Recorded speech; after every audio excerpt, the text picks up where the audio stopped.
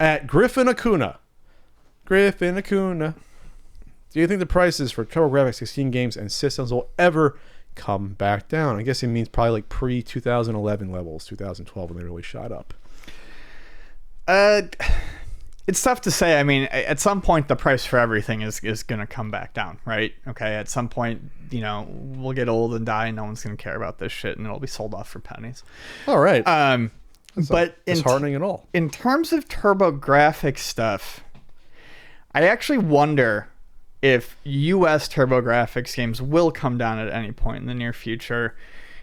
And I think about that because, okay, the NES, for instance, was hugely popular.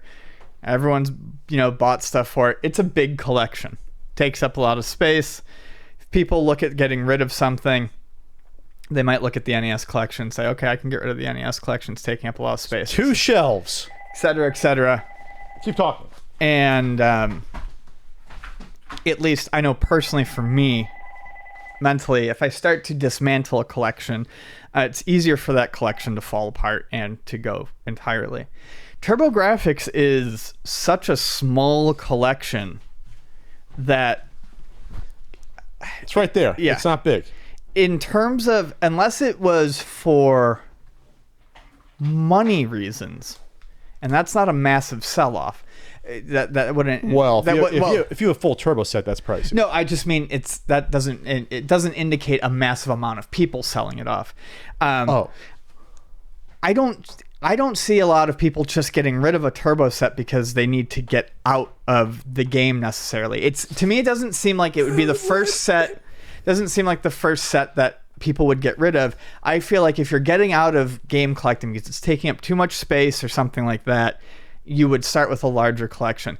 Turbo is something that, depending on how you collect it, how big of a collector you are, you could lose Turbo in the corner of your collection. Yeah, that's the whole set. So if people aren't getting rid of it, whether because they really like it or because they're just not thinking about getting rid of it, and there's not a ton of Turbo stuff out there, I could see Turbo stuff holding its price for a while.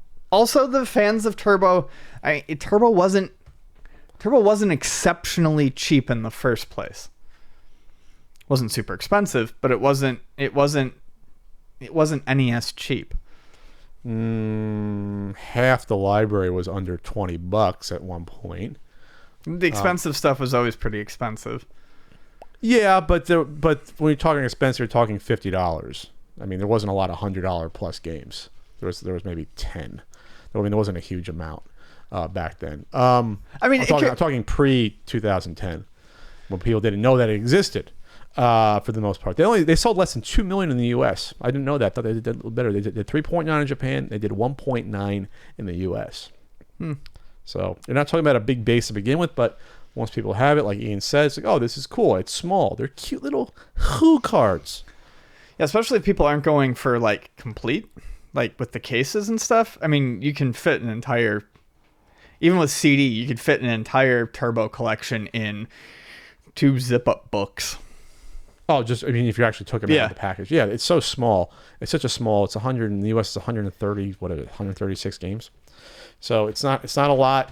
They're cute. I think they have, the fact that there's not millions and millions of these games like what they had with like NES titles and Genesis titles, Super Nintendo titles, I think that's going to keep the price up more. Yep. But you don't know, like anything else, it could turn into a very, very, very, it can be like the Fairchild Channel F in 40 years. Who knows?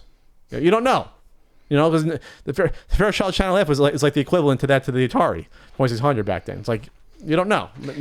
Right, but the Fairchild F never had a market.